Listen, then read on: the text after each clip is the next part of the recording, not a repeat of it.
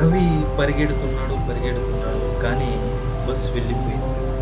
అతను నిరాశతో ఆ దేవుడిని తిట్టుకుంటూ ఎందుకు నాకే ఇలా జరుగుతుంది? ప్రతిరోజులాగే ఈరోజు కూడా తనపై దేవుడు కోపంగా ఉన్నాడని అనుకుంటున్నాడు. అంతలోనే పెద్ద శబ్దం, జనాల పరుగులు. అక్కడ వెళ్ళి చూస్తే రవి అవాక్కయ్యాడు. తనకేమీ కాలేదు. ఎందుకంటే ఇందాక వెళ్ళిన బస్సే ప్రమాదానికి గురైంది.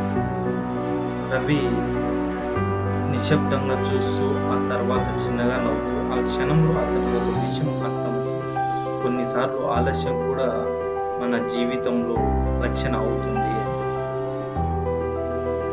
సో కొన్నిసార్లు జీవితంలో జరిగే ప్రతి ఘటన వెనుక ఒక కారణం ఉంటుంది. మనకు అనిపించే చెడు కూడా కొన్నిసార్లు దేవుడు రక్షణే అవుతుంది. ఇలాంటి మరిన్ని ఇంట్రెస్టింగ్ వీడియోస్ కోసం సబ్స్క్రైబ్ చేసుకోండి.